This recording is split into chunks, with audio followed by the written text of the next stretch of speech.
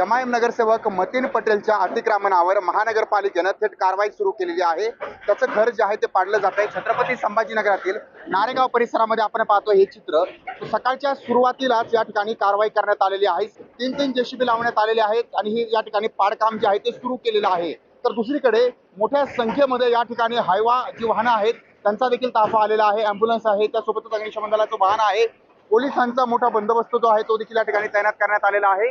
छत्रपती संभाजीनगरमध्ये सर्वाधिक जास्त चर्चेत असलेला विषय म्हणजे नगरसेवक मतीन पटेल याचं अतिक्रमण पाडणार की सोडणार, हा सर्वात मोठा महत्त्वाचा प्रश्न जो होता तो निर्माण झालेला होता।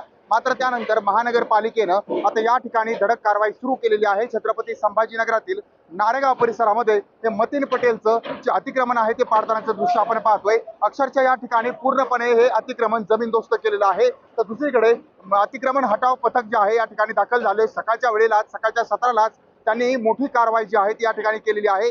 त्यामुळे या कारवाईच्या माध्यमातून त्यांनी कुठल्याही प्रकारचं अतिक्रमण ठेवणार नाही असं या ठिकाणी दाखवून दिलेलं आहे। आणि महत्त्वाचं म्हणजे या ठिकाणी अतिक्रमण हटवण्याची मोहीम ही सकाळच्या सत्रातच, सकाळच्या सुरुवातीलाच सुरू करण्यात आली आहे। त्यामुळं या ठिकाणचं अतिक्रमण जे आहे ते जमीनदोस्त झालंय। तर दुसरीकडे मतीन पटेलचं कार्यालय जे आहे ते देखील जमीनदोस्त केलेलं आहे। त्यामुळं मतीन पटेलवर कारवाई कधी केली जाणार हा प्रश्न उपस्थित केला असताना छत्रपती संभाजीनगरमध्ये हे अतिक्रमण जमीनदोस्त केलंय।